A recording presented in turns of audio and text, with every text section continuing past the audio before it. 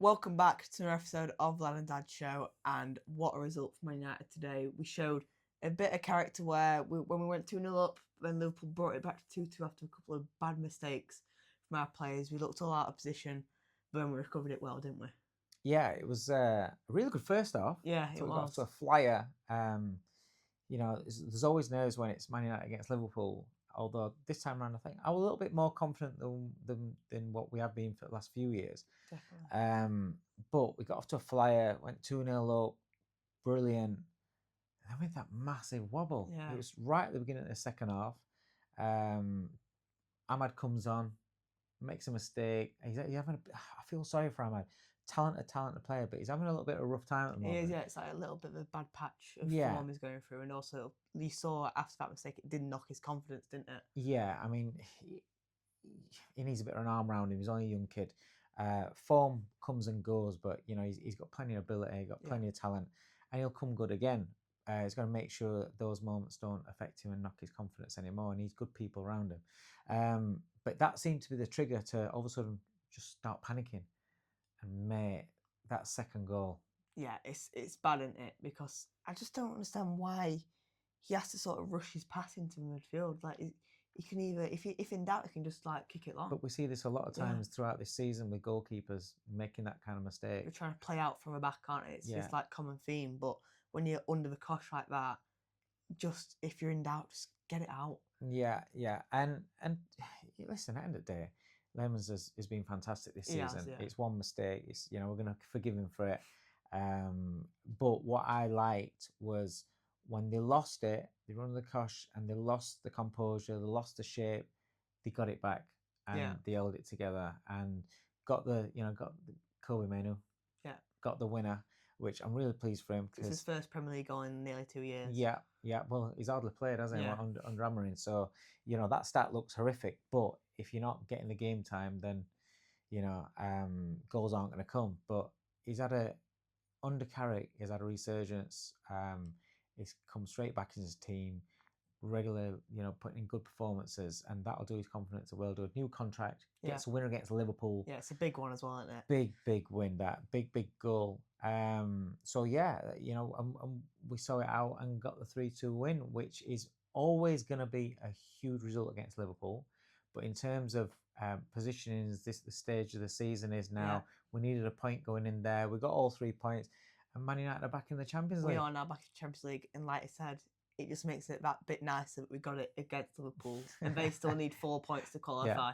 So who would have thought that the champions are going to qualify for next season's Champions League after us? I know. They're not guaranteed. From where we were last season. Where did we finish? 15th last season. 15th. To go from 15th and end up qualifying for Champions League ahead of the champions, that shows the strides that we've made, but also it shows how much Liverpool have dropped off. Yeah, it really does. And we can't talk about Champions League without going back to midweek. What a game. PSG against Bayern. Wow. That is probably one of the best games of football I've watched. Oh, it was brilliant. Do you know what it was? It was the quality. Yeah. Just the pure quality of attacking football. Nobody was afraid of making a mistake. You're just seeing people go. It was like watching tennis, basketball. It's like watching basketball. Back and attack. That's, for me, that's football. I love football like that, and it's very rare that we get games like that. But in PSG, the quality they've got, Bayern Munich, the quality they've got, they didn't go in there being cagey and worried about losing. Like scared to lose. Yeah. They just wanted to, like, literally, however many you guys score, we'll score more. But it's like, people after the game were slagging off the defending. Man. But it's like, people like that, you just can't please anyone in anything you do. No. But you just have to appreciate the quality of attacking play on that pitch and the players. And it's like Harry Kane's assist for Bayern's 4th goal to Luis Diaz. Oh, class. That just sums the game up. Brilliant. Harry Kane. He's just gone to another level. Listen, he's always been, he's been a great striker, a great scorer of goals. But he just seems, as he's a bit like Wayne Rooney did as he got older, just became more clever around the pitch, dropping deep, setting up other players. But like you say, that assist was phenomenal. It really was. And a really well taken goal by Diaz as well. Yeah. I just thought the quality overall was heads and shoulders above anything that we see in Premier League. Yeah. Again, you got players that aren't restricted, don't feel restricted, and just like go out, play football. It's a bit like, when you obviously you were kids in the playground and you just wanna you just go attack. Nobody's thinking about tactics when It's you're like playing street on, football, isn't yeah, it? Where you yeah, just yeah. go keep going. Yeah, that's what it was, and that's why it was so enjoyable. But like you said, there's people. I was looking at my socials, and even ex-pros complaining, talking about defending is poor. Who cares? It's you want players to go at players, and if a top level attacker keeps going wave after attack, then defenders they're always second guessing, and they're going to get beat. I would much rather see a 5-4 where there's goals all over the place than a 1-0. Yeah. For those that didn't enjoy PSG and Bayern Munich and saying, oh, it's overrated, it was poor quality, mate, go and watch your Arsenal and Atletico Madrid games. Because that game, there was like hardly any chances created with 2 goals from a penalty. Yeah, it's whatever you like, but for me, football is about goals. Yeah. Ultimately, it was always about goals, about who scores more. You don't win games by drawing 0-0.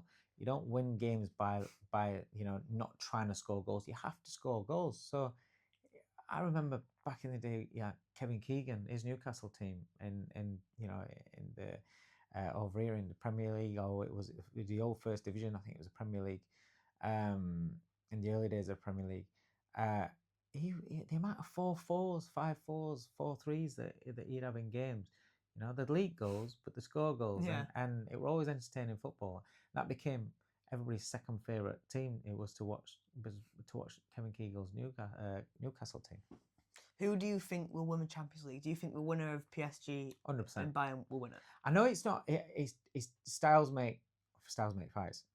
Styles are different. If the both Atletico Madrid and Arsenal are more defensively minded and probably perhaps have better structure and defensively than either PSG or Bayern Munich.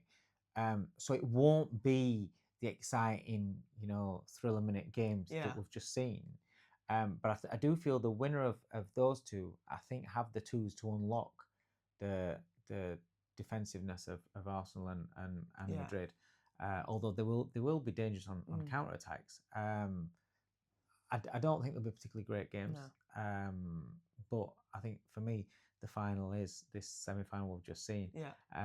Interesting to see what happens in the second leg. Yeah, I think PSG will beat them. Yeah. Yeah, because I think just the quality of PSG, they are relentless, and they've got depth as well. Yeah. It's like the players they've brought on. I just see them going back to back. Yeah. I think PSG win it. I've always thought, to be fair, I'll be honest with you, I did think beforehand, I was saying all the way through when I felt Bayern Munich will win Champions League this year. But having watched that game where they go into, I think they've always got that extra gear where they're willing to just do more, to go and get that extra goal, that next goal. Yeah. So I'm a bit with you. I think PSG win it overall. Yeah. But what do you guys think about that one? But also, what a night last night was. Conor Walker against Sam Eggington. Oh, we're flipping to boxing now. All right, just in case you weren't sure, we're flipping to boxing now. A new topic for this channel, isn't it? Yeah. What a fight. We was ringside for it. We just made it in time coming from Morecambe, and one of the best fights I've ever seen, I think. Yeah, we had a busy weekend, but no matter how much travelling it meant, I needed to be ringside at Conor Walker and Sam Eggington. That was a fight that I've been looking forward to. As soon as they mentioned that fight, I just knew that had an absolute war written all over it. And I said to you, if you end up coming, that'll be the best fight that you'll ever been to. And we made the trip down there. We got there just before the main event. We got there about 45 minutes before the main event. Just saw the last couple of rounds of the previous fight. But I don't care. That was all I was bothered about. I just wanted to be ringside for that fight. And both of those two, right from round one, just watched the centre ring, met each other in the centre ring, just started slinging bombs and just started nailing each other with big shots. Heavy shots, weren't Heavy shots. And it was almost like non-stop punching for 3 minutes around, every single round. Unbelievable fight. And I've been in boxing 35 years. I've got to say, I've been fortunate to me to ringside for some unbelievable fights, but that one was just pure nuts, pure carnage. No thought about defense. Yeah. No thought about taking rests and having breathers, having a round off. They just both went at it until they emptied the tank. Yeah. And Conor Walker again pulled it out. Because he looked like he was struggling, wasn't he? Because then Sam Eggington, he sort of slowed down. And then I think it was round 9 where he dropped him in a body shot. That was a good shot. And then coming out into 10th, you said to me, if he goes for him, we'll stop him. And what a shot it was. Yeah, the thing about body shots, especially when you get hit with a body shot like that later on in a fight like that where you've been emptying the tank, and you're putting everything in there, you're tired already. Those just stay with you. They're very, very hard to get over, and the finish was brutal. Yeah. Sam Eggington, for those that don't know, Sam Eggington, he fights like that every single fight. He's done it for years, about a decade now. He turned pro, in fact, probably a lot longer. He turned pro at 18 years old. I think he's about 30 years old now, so probably about 12 years. Conor Walker's the same. He fights like everything. Conor Walker recently, a lot of his fights, he's been behind, and in the last couple of rounds, he's pulled out a sensational stoppage. So he's got form in that. Those two guys are just built different. There's every fighter out there is hard. Every fighter out there is a tough man. But those two are just built differently because they have this like it's almost like a sickness to them where they want to put on entertainment for the fans. I think Conor Walker said afterwards, he was thinking of the fight, he needed to make it. Everybody was turning out in his hometown. Yeah, he just needs to give them all the value for money. That you got to respect him. Oh mate, you got to respect that. And yeah, it was one of the best fights I've ever been privileged to be live at. Would you like to see Conor Walker against Conor Ben? 100%.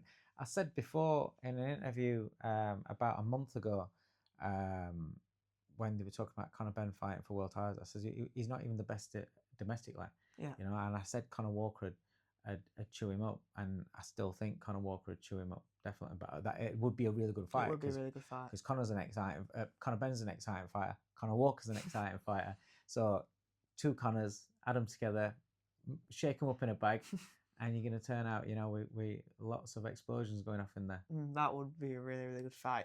And finally, just to finish off, we had a good Friday night, didn't we? Playing at Morecambe together. Your first game in about 9 months. Yeah. And with Sellebrity Soccer.